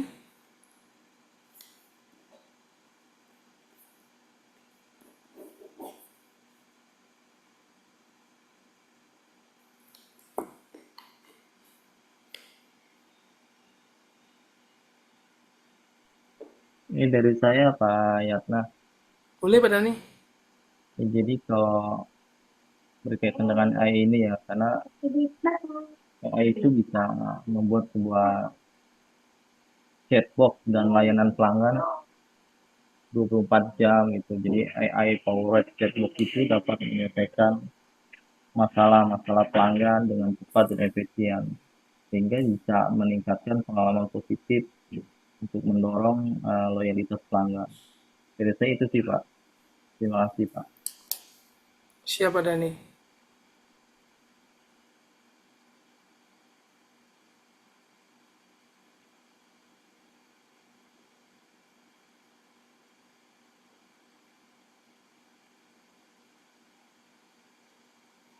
Oke, mungkin ada yang lain Bapak Ibu sekalian?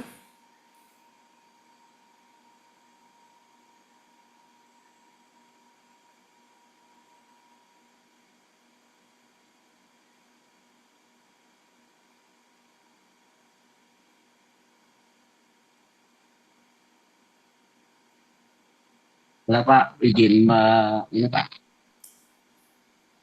Boleh, ya Pak Kiki. Pak Nanta, jadi dari apa yang disampaikan oleh Mbak Erna, Mbak Suti, Mas Anom, dan Mas Dani, dari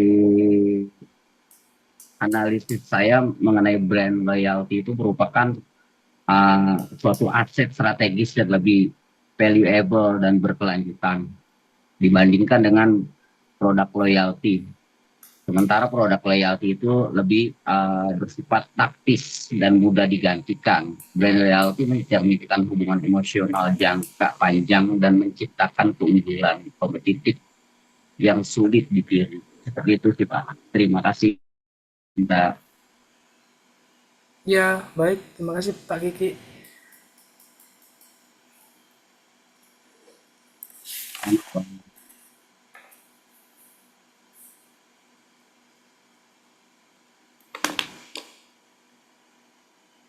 Baik, memang mungkin ada lagi yang mau diskusikan Bapak Ibu sekalian?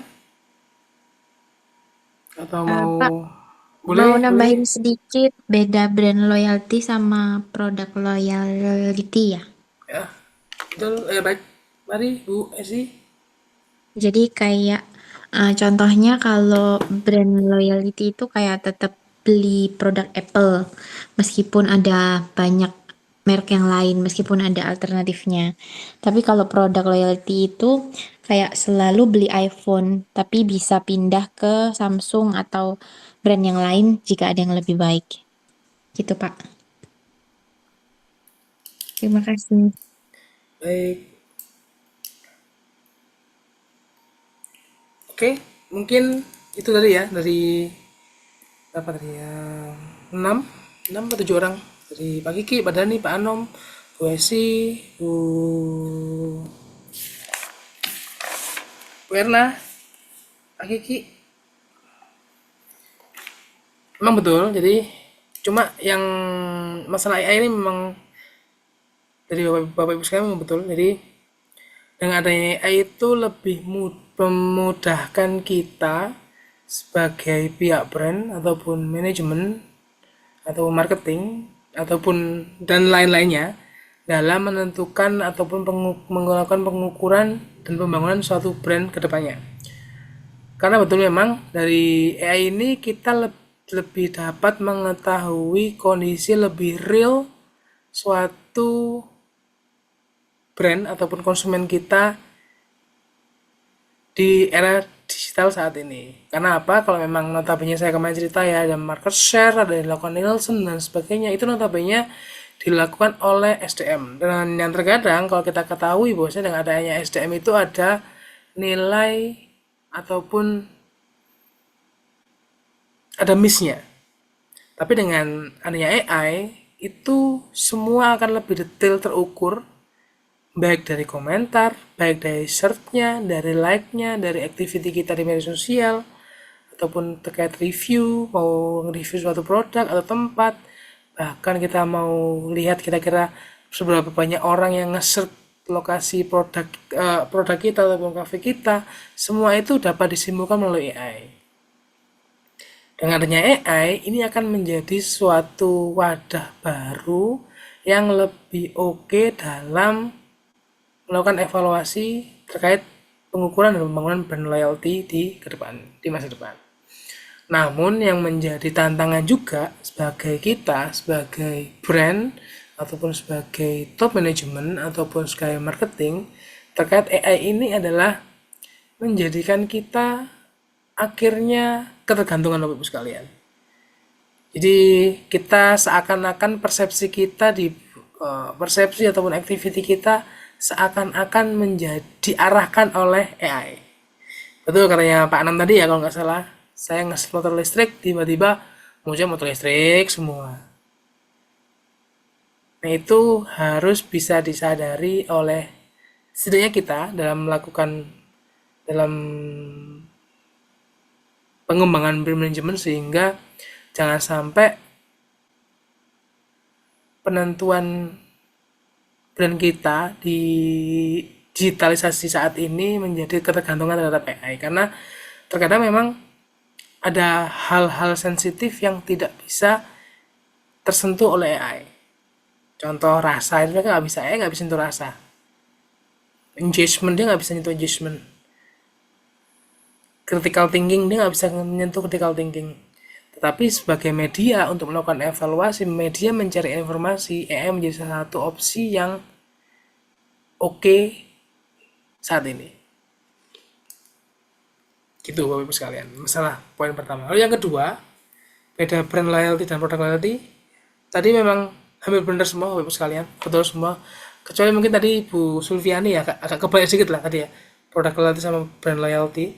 Jadi betul kalau brand loyalty itu lebih loyal ke brandnya. Jadi seperti yang simpel disampaikan Bu Esi tadi, kalau sudah suka Apple ya Apple itu produk premium ya udah premium, dia nggak ngaruh juga terhadap promo dan sebagainya. Tapi kalau produk loyalty, dia aku memang suka Apple, tapi kalau misalkan ada promo yang menarik lainnya aku bakal pindah. Nah, itu simpelnya seperti itu.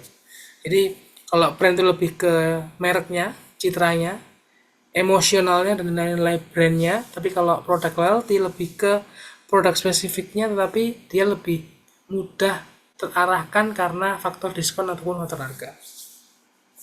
Seperti itu.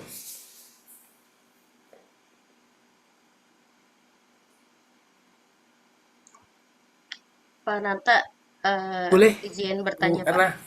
Pak, Ya, apakah AI ini bisa menjadi alat strategi buat menjaga hubungan jangka panjang ya Pak antara brand dan pelanggan gitu?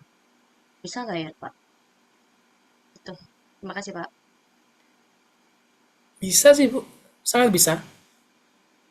Karena Ya, yang sekarang saat ini ya.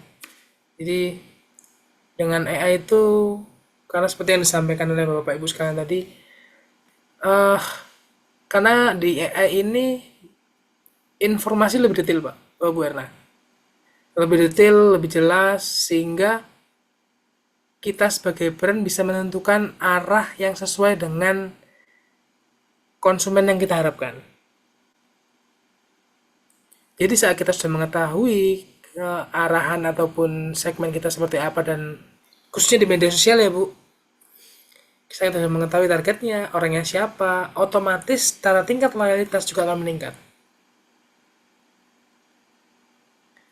Beda kalau kita ngomong tradisional ya Bu, yang tadi saya bilang ya, kita mau buat promo di out of home, jadi kayak billboard, baliho, medis dan sebagainya, atau point of sales katakan.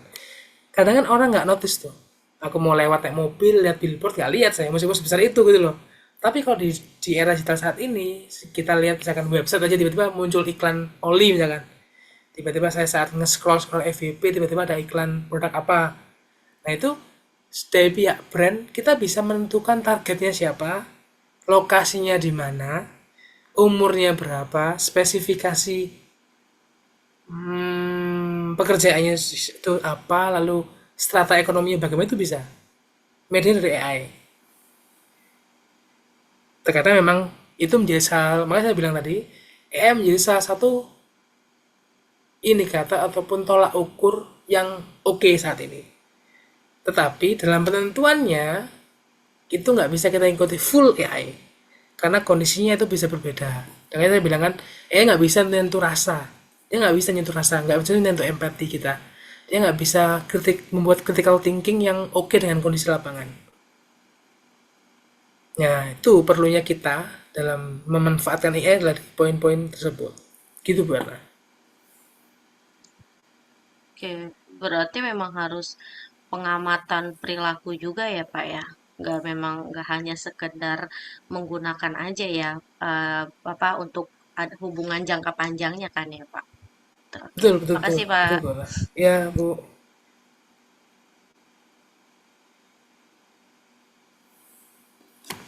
Pak Yatnanta mau tanya juga Pak.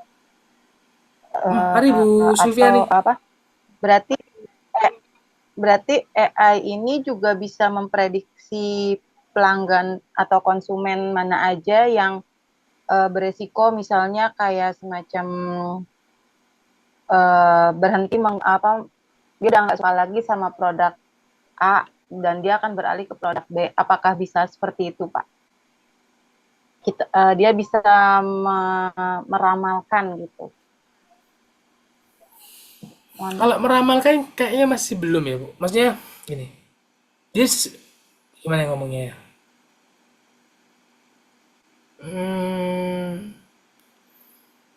Mungkin bisa, cuma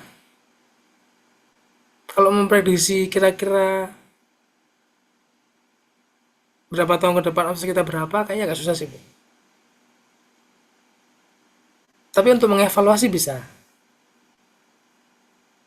Seperti yang saya sampaikan Bu Erna tadi ya. Jadi trennya apa, kita bisa kembangkan dari tren tadi, lalu activity kita sesuaikan, lalu kita tentukan segmennya dan targetnya siapa aja dan usianya berapa, dan pokoknya titik bengeknya masalah identity tadi itu kita tentukan. Setelah lepas itu berjalan. Feedbacknya kita bisa report tuh kira-kira. Gimana sih activity kita selama ini, sesuai apa tidak, sebagainya. Kalau untuk memprediksi,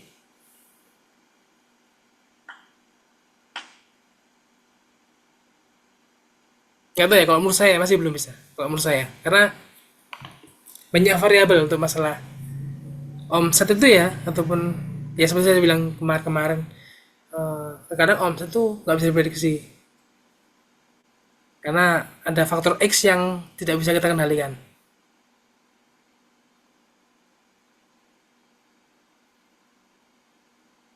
Gitu sih Bu Sulfiani, ini persepsi Berarti saya tetap. Bu ya.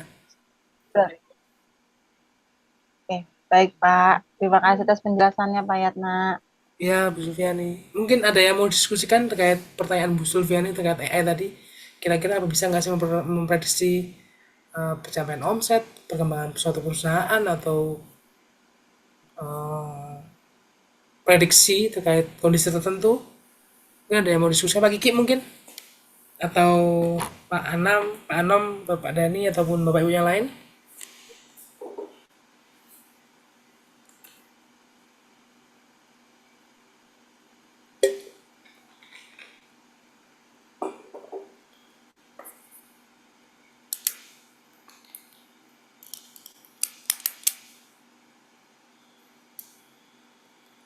Kalau nggak ada, mungkin itu sih Bu. Jadi lebih ke critical thinkingnya sih, karena terkadang nggak bisa sekritis kita gitu loh.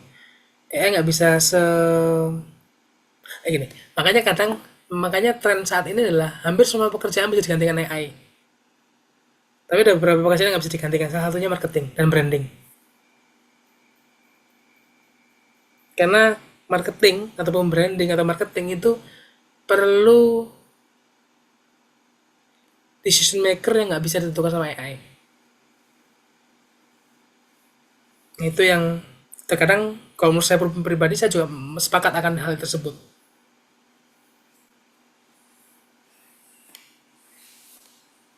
Pak Nanta, izin tanya deh Pak. Ya Pak Kiki. Berarti gini ya Pak ya,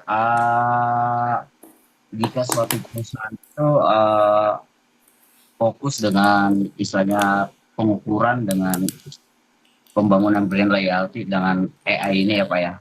Jadi yang jadi pertanyaannya Pak adalah, berarti jika sebaliknya apa yang disampaikan oleh Mbak Erna itu, jika salah satu perusahaan yang memasarkan brand loyalty-nya itu, dalam arti sementara yang gagal beradaptasi itu berarti secara tidak langsung akan kehilangan relevansi di mata konsumen ya Pak, di mata konsumen dan seperti saat ini ya Pak.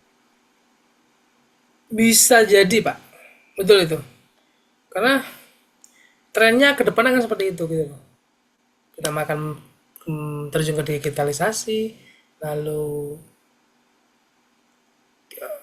akan semakin banyak aktiviti-aktiviti yang melibatkan digitalisasi, sehingga kita perlu memerlukan analisis, evaluasi melalui AI.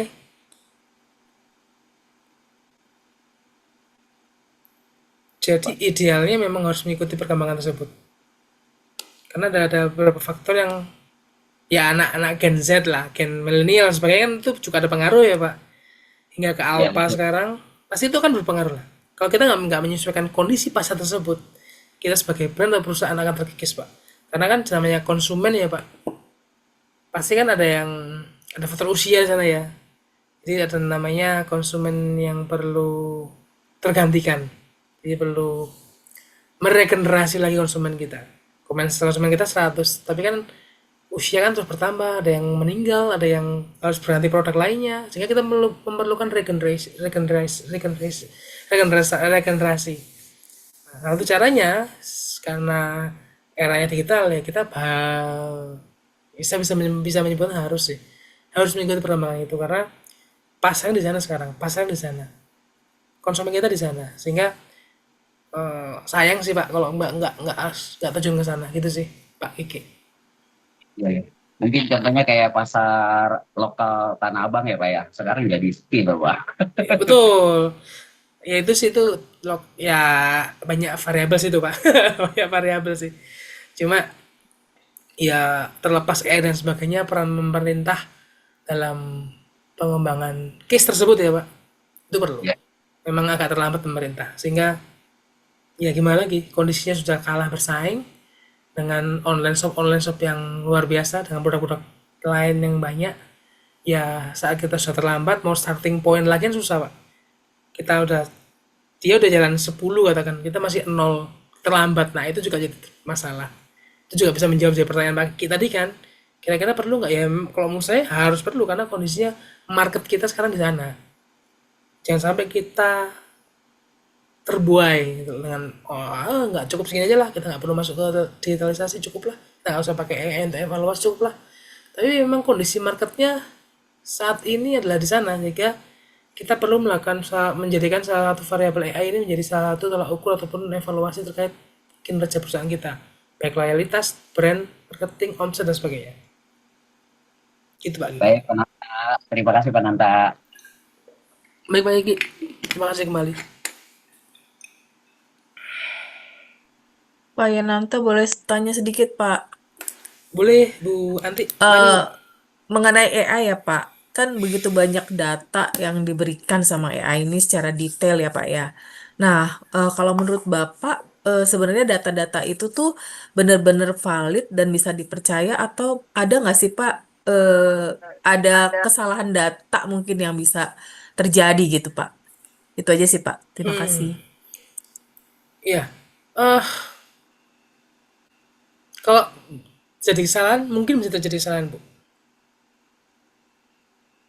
Karena telekomunikasi ini ya, teknologi ya, bisa terjadi kesalahan. Makanya terkadang saat kita menggunakan AI buat evaluasi atau mencari sumber informasi atau melakukan tolak ukur, kita juga perlu kira-kira memperhatikan apakah sesuai keabsahan datanya. Jadi, makanya saya bilang tadi Bu, kalau marketing ya, yang nggak bakal bisa tergantikan AI itu marketing atau brand, karena AI nggak bakal tahu kondisinya. Contoh ya, di Jakarta, kira-kira yang menggunakan produk ini tuh berapa orang gitu ya. Kita ngechat ChatGPT kan Bu ya. Tolong dong ChatGPT bantu saya klasifikasikan penggunaan suatu produk A di kota Jakarta berapa persen dan sebagainya. Terkadang perlu kita cross check seperti itu. Karena memang kondisi lapangan dan kondisi yang ada di AI ataupun teknologi saat ini bisa berbeda. Karena persepsinya beda, Bu. Sehingga itu perlu kita melakukan evaluasi dan mereview kembali dari hasil AI tersebut. Seperti itu, Bu. Nanti. Berarti memang perlu dikaji ulang ya Pak ya hasilnya ya, Betul, Bu. tidak Betul, harus Bu. tidak benar-benar 100% itu valid hasilnya itu. Betul. Kecuali Ibu Anti mungkin udah pernah, Bapak Ibu sekarang mungkin pernah ini ya. Sekarang kok ChatGPT terus Gemini itu udah keren banget. Ada jurnal bahasa Inggris itu ya. Bapak Ibu tinggal foto, masukin ke ChatGPT udah translate tuh. Bener banget translate-nya, udah sesuai banget Indonesia ya. Ataupun ada case statistika atau matematika atau fisika, rumus-rumus dan sebagainya. Bapak Ibu foto aja di-upload ke ChatGPT atau Gemini, hasilnya pasti betul. Nah, yang menjadi problematika adalah apakah semua betul? Enggak juga. Terlepas hal yang pasti itu pasti ada miss-nya kayak tadi ya kondisi lapangan, marketing. Makanya saya bilang salah satu pekerjaan yang nggak bisa tergantikan oleh AI itu adalah salah satunya marketing. Karena ada butuh analisa di sana, perlu adjustment di sana, perlu evaluasi di sana. Jadi sehingga AI belum bisa menggantikan hal tersebut. Gitu Bu Andi. Oke, makasih Pak Yanta penjelasannya. Siap Bu Anti, terima kasih kembali.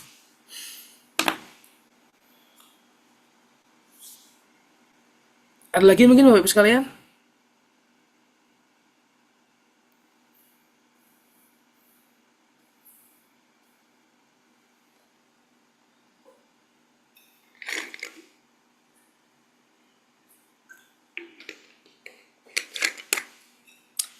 Oke, kalau nggak ada mungkin itu Bapak Ibu sekalian pertemuan kita pada malam hari ini.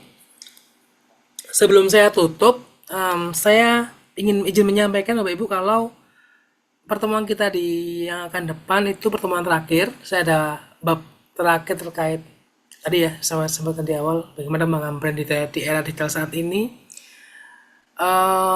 Setelah itu juga di minggu depan saya akan di hari ini saya akan share terkait tugas ujian akhir semesternya yang Bapak Ibu akan kerjakan sebagai take home yang akan dikumpulkan di maksimal di pertemuan kita di minggu depan.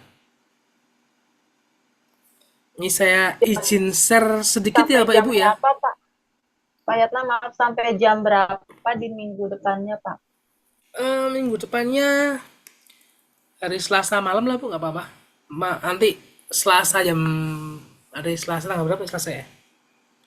Selasa itu 18 ya, 18 ya 2400 tanggal 2400 di 00 23159 di tanggal 16.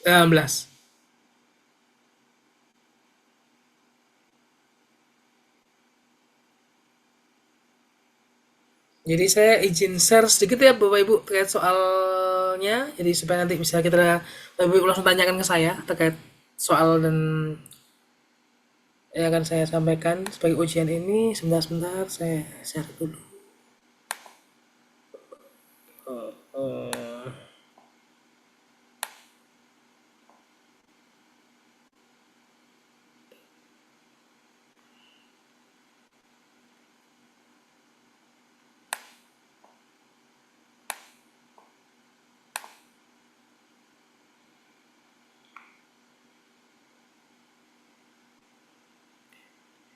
Udah muncul ya Bu?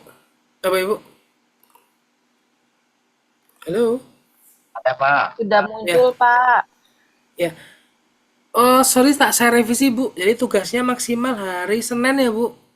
Jadi Selasa dini hari lah. Jadi tanggal 17 2359.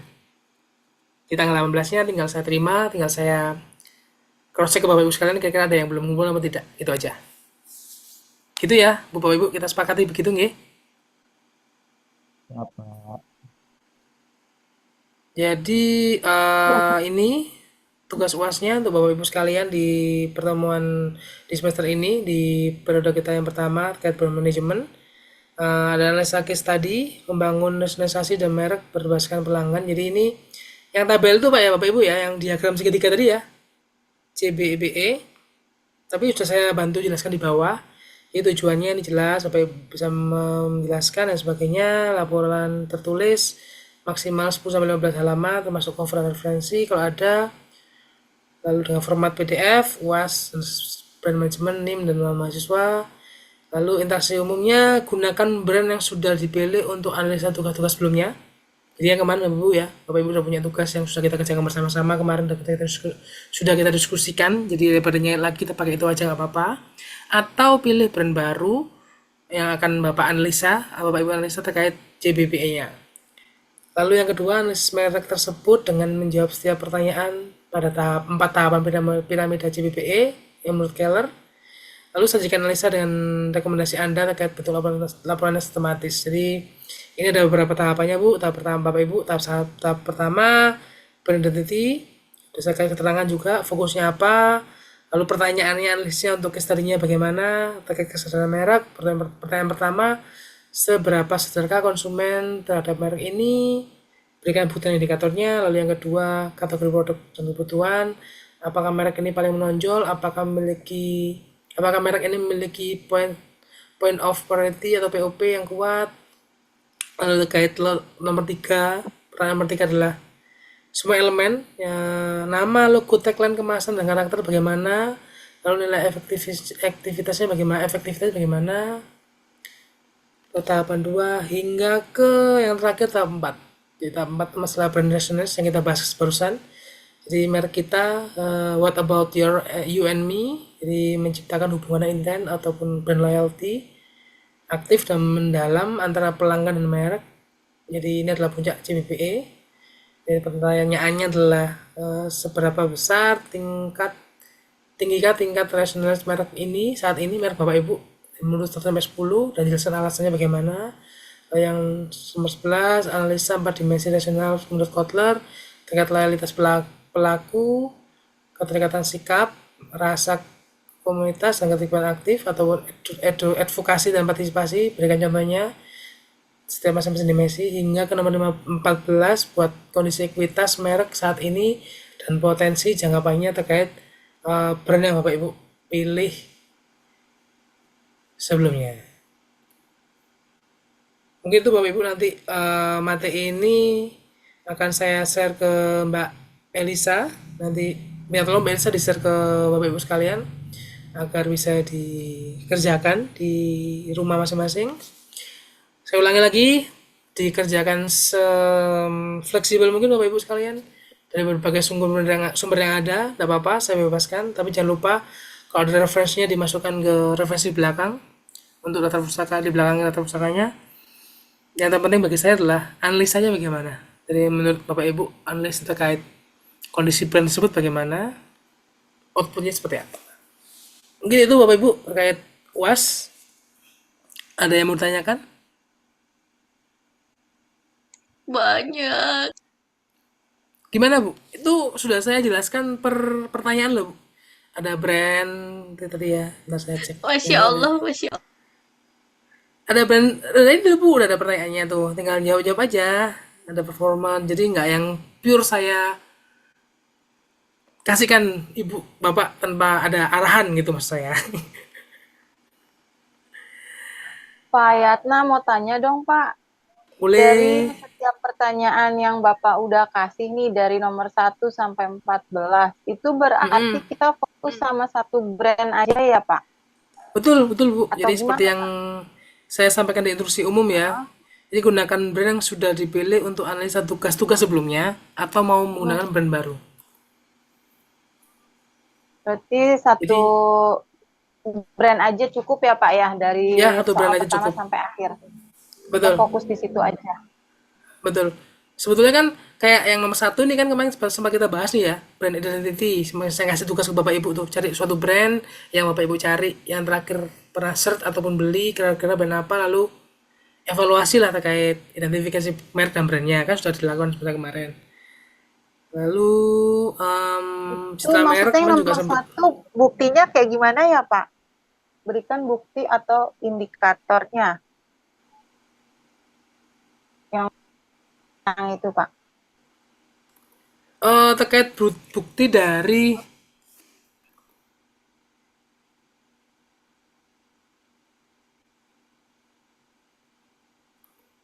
jadi dari materi tersebut kira-kira menurut Bu Sulfiani misalnya gitu ya, itu sudah pas atau belum? Jadi saya nyampaikannya memang kita punya persepsinya dari kita aja, dari ibu aja. Jadi merek itu bagaimana, lalu aktivitinya apa aja, kira-kira menurut ibu apa yang kurang dari merek tersebut itu. Baik Pak, terima kasih. Tapi banyak ya Pak, jadi 15 halaman Pak. Pak, Kan kan banyak tuh banyak banyak pertanyaan ya Bu. ini nanti kan 10 sampai 15 halaman kan, WW sekali gitu Mm-mm. ya, Pak. Nah, Mm-mm. ini hasilnya itu jadi paragraf ya, Pak? Atau misalnya Hmm, atau bagaimana gitu? Atau enggak juga sih misalnya Bu, boleh nggak separagraf satu-satu, sih, boleh boleh satu-satu nggak satu-satu. apa-apa. Oh, boleh paragraf, boleh satu-satu gitu. Ya, Gitu Jadi ya. bisa langsung jawab di setiap pertanyaan ya Pak ya, di bawahnya boleh, langsung. nggak apa-apa. Jadi nggak harus plek seperti ini ya Bu. Misalkan Oh, Ibu mau jawab nomor 1, brandnya apa, misal A gitu ya, mau jawab nomor 1 ini, nomor 2 ini, nggak apa-apa gitu aja. oke Jadi oke. dibuat simple. Cuma saya kasih patokan ini di soal-soal ini adalah patokannya ya Bapak Ibu. Jadi supaya nggak susah dalam penjabaran ataupun pemahamannya gitu. Siapa? Makasih Pak Yatna. Siap. Nanti kita diskusi ya Bapak Ibu ya, diskusi aja melalui saya ataupun Mbak Elisa. Misalkan, Pak ternyata saya cuma dapatnya, kayaknya kalau 5 lembar nggak mungkin deh Bapak Ibu. Kayaknya ya, karena kan saya lihat tugas yang pertama kemarin, saat identifikasi awal sudah rata-rata udah 3 2 lembar tuh gitu loh. Kurang nama foto lah, Bu, gedein aja brandnya apa gitu. Nggak bisa, sebenarnya bisa. Sebenarnya mudah, tinggal diurutkan aja urutannya sesuai sama yang ada di soal. Nanti nggak Pak apa-apa, maaf, misalkan Pak ada, maaf. Ini referensi maksudnya daftar pustaka. Gitu, Pak. misalkan ya, misalkan mau nyari di Google, kalau nggak ada nggak apa-apa, Oh, kalau ada oke. Siap, siap, siap, siap, siap. ya.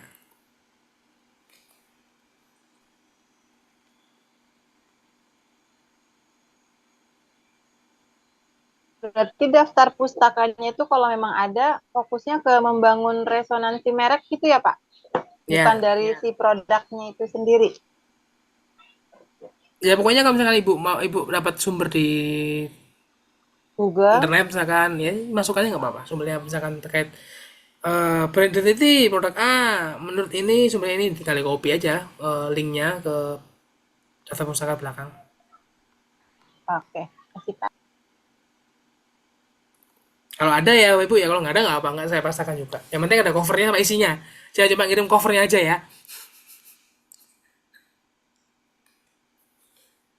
Iya Pak, bener. Tapi jangan kopernya aja ya Pak. Iya. Takutnya lupa Pak. Waduh lupa ngirim covernya aja gitu loh. Iya, Ya iya, nggak iya apa Pak. juga sih, nanti tinggal bilang aja Pak ketinggalan misalkan gitu. Iya, betul. Sebenarnya sudah menjawab sih Pak, walaupun dikirim kopernya aja.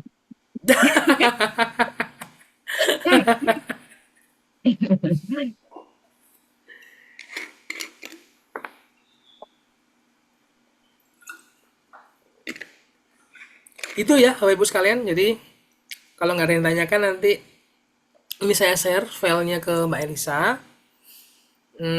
Seiring jalannya waktu dalam pengerjaan, misalkan ada yang mau diskusikan, monggo nggak apa-apa. Kendalanya apa bisa ditanyakan melalui Mbak Elisa atau saya, bisa jawab langsung. Lalu format sudah ada ya, PDF, ada cover dan sebagainya. Data pustaka, kalau nggak ada data pustakanya ya sudah nggak apa-apa. Takut misalkan bapak ibu kesusahan, nggak usah, nggak apa-apa. Formatnya PDF, nama seperti yang di file Word tadi ya Bapak Ibu ya. Lalu maksimal dikumpulnya Senin malam ataupun tanggal 17. Waktunya 17 jam 23.59 nggih. Nanti supaya saya kita rekap sama Mbak Elisa di hari Selasa untuk ngecek apa ada yang belum ngirim atau ada kesalahan file dalam pengiriman. Oke, mungkin itu dari saya Bapak Ibu sekalian. Pak, brand baru boleh kan Pak ya? Nggak harus yang Boleh, kemarin. nggak Dulu apa-apa. aja ya Pak. Misalkan misal ada Bapak Ibu yang ngerasa kayaknya aku kesusahan dari nyari datanya atau sumbernya, mau ganti juga nggak apa-apa. Siap Bapak, terima kasih Pak Nanta. Siap.